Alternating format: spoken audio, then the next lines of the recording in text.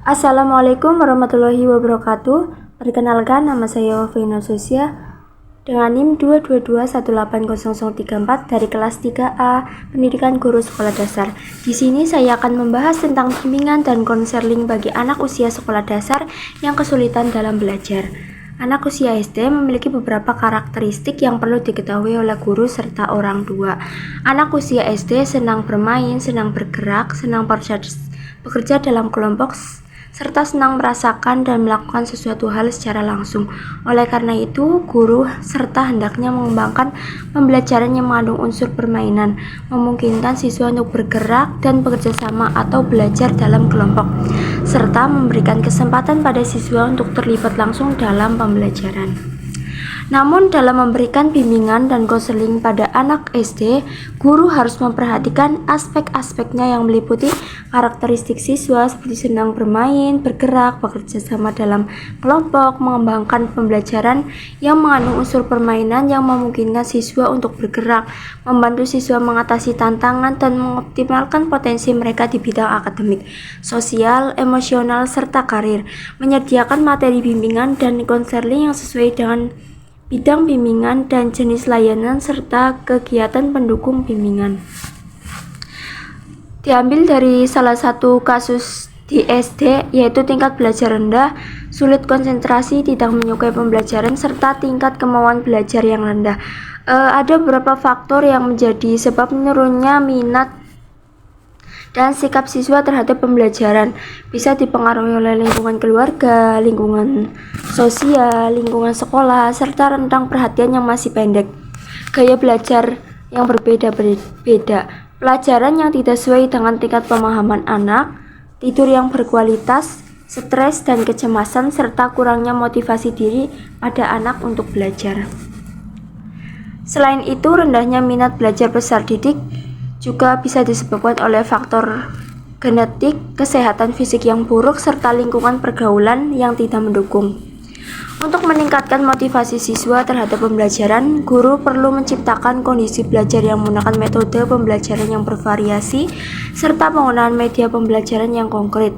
Selain itu, lingkungan belajar yang nyaman dan kondusif juga dapat mendukung konsentrasi siswa, sehingga memiliki semangat belajar yang tinggi. Dari kasus di salah satu SD tersebut, anak yang memiliki faktor tingkat belajar rendah, tidak semuanya, hanya beberapa saja. Dari kasus tersebut terdapat faktor internal dan eksternalnya.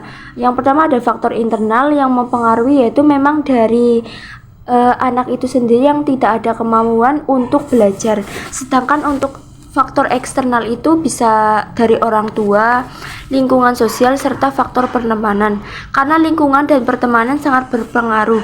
Kadang anak tersebut selain malas untuk belajar, mereka juga jahil terhadap teman yang lain. Faktor tersebut bisa terjadi karena kurangnya perhatian dari rumah, sehingga siswa tersebut mencari perhatian di kelas atau sekolah dengan alasan menjahili temannya.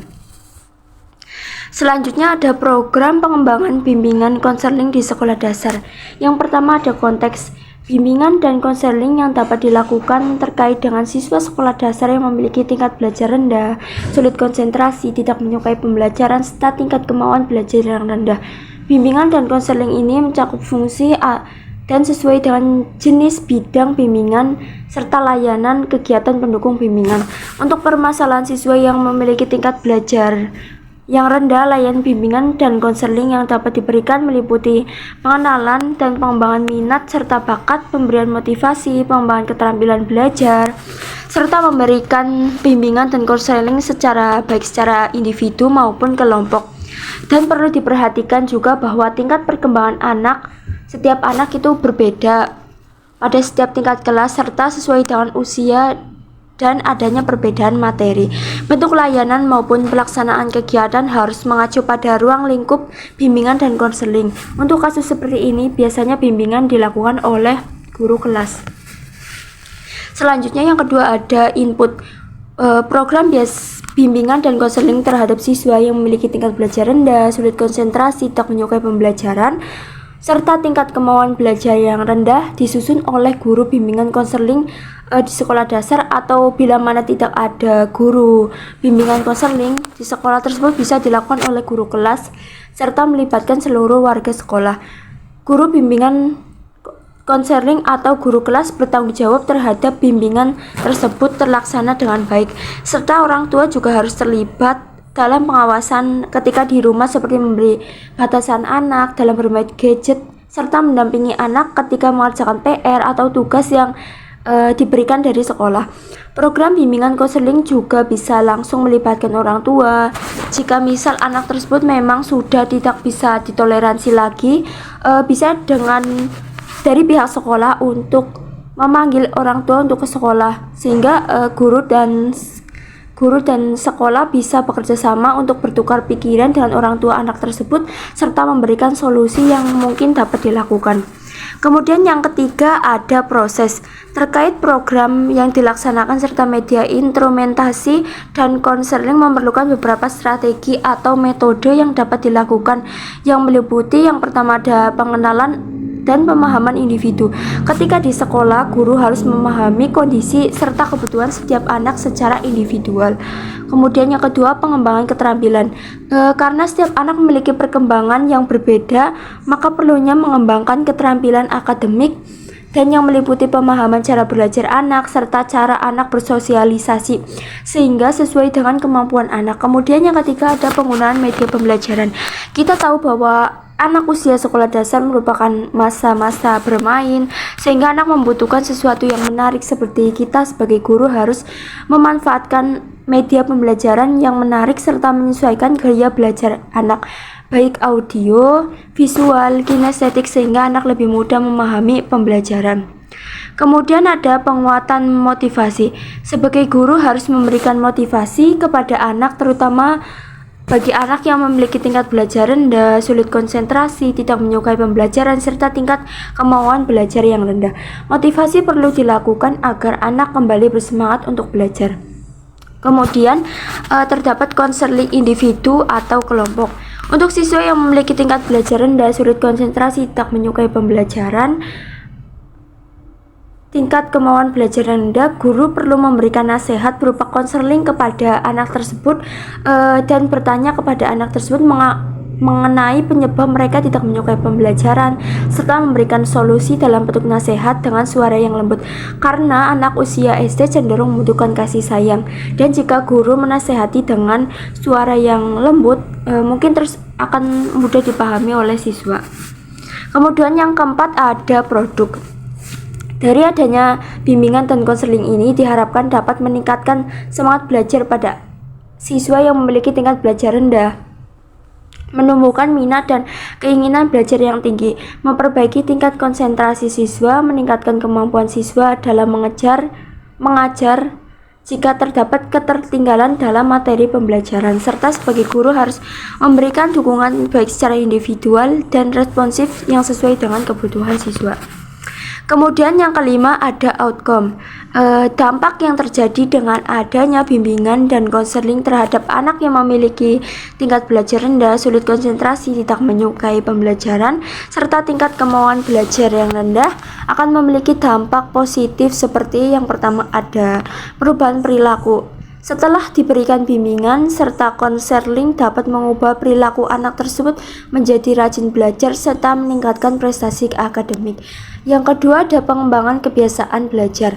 Dengan guru memberikan nasihat berupa konseling terhadap siswa yang malas belajar, dengan konseling yang baik secara individual maupun kelompok dapat membantu siswa mengembangkan kebiasaan belajar dengan baik. Kemudian yang ketiga ada penguatan pendidikan. Melalui bimbingan serta konseling yang komprehensif terhadap anak yang memiliki tingkat belajar rendah, sulit konsentrasi, tidak menyukai pembelajaran, serta tingkat kemauan belajar yang rendah dapat membantu anak-anak untuk lebih maju dalam bidang akademik. Selanjutnya ada prinsip manajemen pelayanan bimbingan dan konseling di sekolah dasar. Yang pertama ada planning atau perencanaan. Perencanaan untuk bimbingan dan konseling pada anak SD perlu dilakukan dengan sistematis sehingga dapat memberikan bimbingan dan konseling yang baik. Perencanaan dapat dilakukan dengan mengumpulkan data atau informasi mengenai anak yang kurang menyukai pembelajaran atau anak yang jahil terhadap temannya.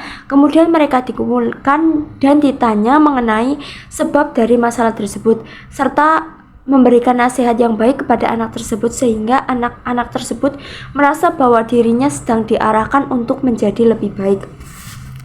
Dalam bimbingan dan konseling ini, guru serta staf yang lain perlu ikut dalam konseling ini sehingga dapat bertukar pikiran mengenai solusi yang terbaik sehingga permasalahan tersebut dapat segera terselesaikan. Kemudian yang kedua ada organizing atau perorganisasian. Dalam perorganisasian di sekolah, pelayanan bimbingan konseling dapat dikelola dan diorganisasikan oleh yang pertama ada kepala sekolah. Kepala sekolah harus melakukan pengembangan dan pengorganisasian pelayanan bimbingan dan konseling di sekolah serta bekerja sama dengan guru bimbingan konseling atau guru BK dan wali kelas untuk mengidentifikasi siswa mana yang membutuhkan pelayanan bimbingan dan konseling. Kemudian guru bimbingan konseling. Guru bimbingan konseling merupakan pelayanan dari layanan bimbingan dan konseling serta memberikan kesempatan dan kemudahan bagi siswa yang memerlukan layanan konseling. Kemudian yang ketiga ada guru kelas. Sebagai guru kelas harus memahami setiap individu anak, masalah yang dialami anak sehingga guru bisa memberikan nasihat kepada anak tersebut dan juga dapat bekerja sama dengan guru BK untuk menyelesaikan masalah dari anak tersebut. Kemudian yang keempat ada orang tua. Ketika anak di rumah, orang tua harus bisa memberikan arahan kepada anaknya misalnya untuk tidak bermain gadget secara berlebihan serta mendampingi anak ketika belajar sehingga dari kasus anak yang tidak menyukai belajar, orang tua bisa memotivasi agar anak menyukai pembelajaran. Kemudian ada masyarakat dan pemerintah. Masyarakat dapat bekerja sama dengan orang tua dan pihak sekolah untuk menangani masalah tersebut. Serta dari pihak sekolah sendiri atau pemerintah mengadakan webinar atau seminar mengenai pengetahuan tentang perkembangan anak dan cara-cara memotivasi anak untuk senang belajar sehingga jika hal tersebut dilakukan dapat menyelesaikan masalah tersebut.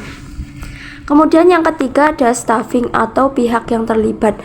Orang tua dan guru perlu untuk bekerja sama memberikan semangat dan motivasi kepada anak akan menyukai belajar sehingga dapat meningkatkan nilai akademik. Kemudian ketika di sekolah, guru memberikan bimbingan khusus kepada anak yang kurang menyukai dalam belajar. Ketika di rumah, orang tualah yang berperan dalam mengawasi anak termasuk dalam mendampingi anak dalam belajar, dan orang tua juga bertanya pada anak tersebut tentang pelajaran yang susah atau pelajaran yang kurang diminati. Guru dan orang tua harus berkomunikasi terhadap kendala-kendala yang dialami anak sehingga mampu memberikan solusi terhadap masalah tersebut. Kemudian yang keempat ada leading atau mengarahkan serta membimbing. Dalam kasus anak yang memiliki tingkat belajar rendah, sulit konsentrasi, tidak menyukai pembelajaran, serta tingkat kemauan belajar yang rendah, dari situlah tidak hanya orang tua dan guru saja, namun dari pihak pemerintah bekerja sama dengan sekolah perlu mengadakan webinar atau seminar mengenai cara agar anak mau belajar serta mungkin dalam webinar tersebut dijelaskan metode atau langkah-langkah dari pihak sekolah atau menangani kasus tersebut. Dalam hal ini guru yang memiliki tanggung jawab terhadap peserta didik ketika di sekolah untuk membimbing anak-anaknya menjadi lebih baik. Serta dalam webinar atau seminar tersebut, pihak sekolah juga bisa mengajak orang tua dari siswa tersebut untuk ikut dalam webinar atau seminar tersebut sehingga seluruh pihak baik sekolah, guru, orang tua, dan masyarakat mengerti mengenai langkah-langkah yang dapat dilakukan ketika anak kurang dalam belajar, dan orang tua juga perlu diberikan arahan agar dapat membimbing anaknya ketika di rumah agar memiliki semangat belajar sehingga prestasi akademik dapat meningkat. Kemudian yang terakhir ada controlling atau pengawasan. Dari pihak sekolah atau kepala sekolah perlu melakukan pembinaan atau pemantauan dalam pelaksanaan bimbingan dan konseling. Kepala sekolah harus melaksanakan penilaian kinerja guru dalam merencanakan, melaksanakan dan menilai proses bimbingan dan konseling yang dilakukan oleh guru. Kemudian perencanaan program bimbingan dan konseling dilaksanakan dengan menganalisis kebutuhan siswa dan sekolah serta mencari data-data terkait siswa yang bermasalah seperti siswa yang mengalami kesulitan belajar, Perlunya pengawasan kepala sekolah untuk mengawasi terkait program bimbingan konseling dan kinerja dari guru-guru tersebut. Dengan adanya bimbingan serta konseling yang dilakukan secara terencana dan terstruktur, dapat mendukung perkembangan siswa yang mengalami kesulitan dalam belajar. Sekian dari saya tentang bimbingan dan konseling bagi anak usia sekolah dasar yang mengalami kesulitan dalam belajar. Sekian dari saya. Wassalamualaikum warahmatullahi wabarakatuh.